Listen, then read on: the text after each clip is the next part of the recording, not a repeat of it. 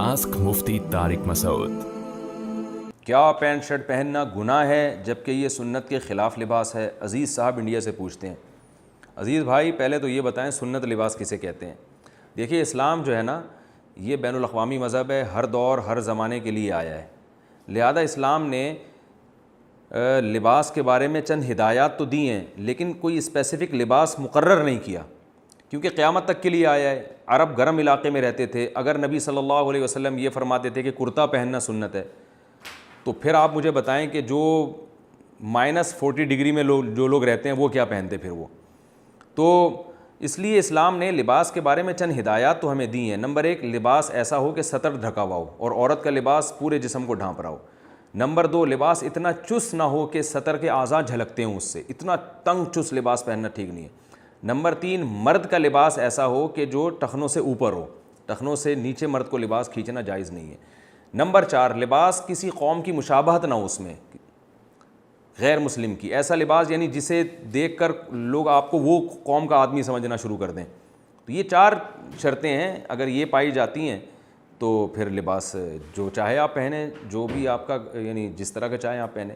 تو جو pant shirt ہے اس کا علماء پہلے زمانے میں ناجائز ہونے کا فتویٰ اس لیے دیا کرتے تھے کہ یہ غیر مسلموں کا شعار سمجھا جاتا تھا۔ اس وقت مسلمانوں میں پینٹ شرٹ کا بالکل رواج نہیں تھا، جانتے بھی نہیں تھے یہ پینٹ شرٹ کیا ہوتی ہے۔ تو جب نیا انگریز آیا تو جو بھی یعنی مسلمان پینٹ شرٹ پہنتا وہ دیکھنے میں ایسا ہی لگ رہا ہوتا تھا یہ غیر مسلم ہے۔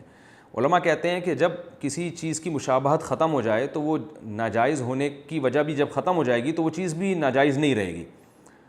تو اس کی مثال ہے جیسے پہلے زمانے میں مسلمانوں میں نیچے ہی بیٹھ کر کھانے کا رواج تھا، میز کرسیوں پہ کھانے کا رواج تھا ہی نہیں، اس خالصتاً غیر مسلموں میں تھا۔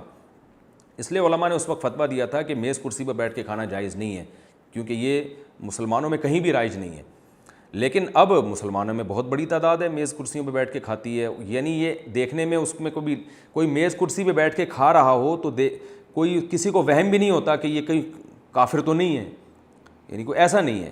تو اسی طرح پینٹ شرٹ اب ایک ایسا لباس ہے جو مسلمان بھی بہت کثرت سے پہنتے ہیں۔ ایک چیز رائج ہو گئی ہے، بعض چیزیں رائج ہونے سے پہلے حکم کچھ اور ہوتا ہے، رائج ہونے کے بعد حکم اس کا کچھ اور ہوتا ہے۔ اس کی مثال ایسے ہے کہ جیسے انگلش جب دنیا میں رائج نہیں تھی تو بہت سے علماء منع کرتے تھے کہ آپ اپنی زبان کو ترجیح دیں اور غیروں کی زبان نہ سیکھیں، لیکن جب ایک چیز بین الاقوامی ضرورت بن گئی اور رائج ہو گئی تو اب علماء یہی کہتے ہیں کہ بھائی آپ کو بھی چاہیے انگلش سیکھیں، کہیں آپ کیونکہ آپ اگر نہیں سیکھیں گے آپ زمانے سے پیچھے رہ جائیں گے، کیونکہ بین الاقوامی زبان ہے، پوری دنیا میں ایک جوڑ کا کام کرتی ہے یہ۔ آپ دنیا میں کہیں بھی چلے جائیں، اگر آپ کو انگلش آتی ہوگی تو آپ کو بہت سارے کام آپ کے ہو سکتے ہیں۔ اور بہرحال اس زبان میں جو ٹیکنالوجی اور سائنس سے متعلق جتنا لٹریچر ہے وہ دنیا کی کسی زبان میں نہیں ہے۔ تو یہ جو ہے نا کچھ شریعت کے احکام ایسے ہیں جو زمانے کی تبدیلی سے چینج ہو جاتے ہیں، تو اس میں پینٹ شرٹ بھی ہے، پوری دنیا میں پہنا جا رہا ہے۔ میں نے بڑے بڑے علماء شام کے علماء جو ترکی میں میں نے دیکھا ہے ان کو، وہ پینٹ شرٹ پہنتے ہیں، وہاں کا لباس ہی ہے، وہ حالانکہ بڑے پرہیزگار علماء ہیں۔ تو اس لیے اس کو اب ناجائز نہیں کہا جا سکتا۔ البتہ یہ ضرور ہے کہ مسلمانوں کا ہمیشہ سے لباس ڈھیلا ڈھالا رہا ہے، ایک مخصوص جیسے جبہ ہے یا شلوار قمیض ہے یا اس طرح کا جو لباس ہے وہ رہا ہے، اور علماء صلحاء میں بھی اکثریت کا لباس وہ جبہ یا شلوار قمیض یا شیروانی یہ لباس رہا ہے۔ تو علماء کہتے ہیں کہ افضل یہی ہے کہ وہ لباس اختیار کیا جائے جو کسی قوم میں، اس قوم میں علماء میں جو رائج ہو، یعنی صلحاء میں نیک لوگوں میں جو لباس رائج ہو اس کو بہرحال ترجیح دینی چاہیے، کیونکہ وہ نیک لوگوں کا بہرحال شعار ہے۔ تو ٹھیک ہے پینٹ شرٹ اب کافروں کا شعار نہیں رہا، لیکن شلوار قمیض بر صغیر میں یا جبہ وغیرہ بر صغیر میں نیک لوگوں کا بہرحال ایک شعار بہرحال ہے۔ تو افضل بہرحال یہی ہے، بہتر یہی ہے کہ آپ اپنے قومی لباس کو آپ ترجیح دیں، اپنے قومی تشخص کو برقرار رکھیں۔ جیسے آپ نے دیکھا ہوگا کہ جو ملک کے جو وزیر اعظم دوسرے ملکوں میں سفر کرتے ہیں وہ جو اپنے لباس کو ہی اپنا ہی لباس زیبتن کر کے جاتے ہیں، ان کو زیادہ اچھی نگاہوں سے دیکھا جاتا ہے کہ یہ اپنے یعنی احساس کمتری کا شکار نہیں ہے۔ ہمارے ایک دوست ہے جاپان میں، وہ مجھے انہوں نے واقعہ سنایا کہ میں شلوار قمیض میں، شیروانی میں اور جو ایک پراپر ڈریس پاکستانیوں کا ہوتا ہے اس میں تھا، تو ایک جیپنی لڑکی آئی، اس نے مجھے کہا کہ تم اس لباس کو چھوڑنا نہیں۔ تو میں نے کہا کیوں؟ کہہ رہی اس نے کہا کہ دیکھو ہمارا بھی پہلے ڈریس بہت اچھا تھا، لیکن ہم لوگ گوروں سے مروب ہو کے ہمارا وہ ڈریس ہی چینج ہو گیا، اس لیے ہمارا کلچر ہی تباہ ہو گیا، اب ہمارا اصل کلچر کیا ہے یہ ختم ہو گیا ہے۔ تو تم پر یہ ڈریس بہت اچھا لگ رہا ہے، تو لہٰذا تم اس کلچر کو چھوڑنا نہیں.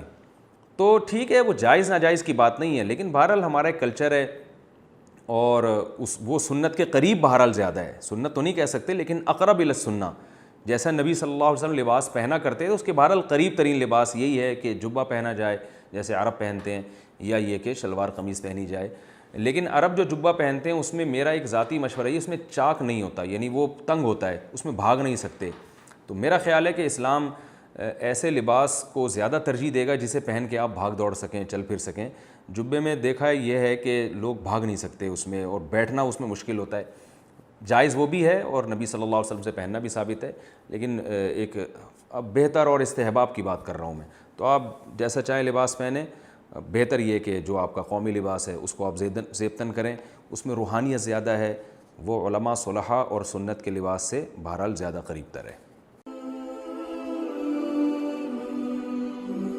Ask Mufti Tariq Masoud.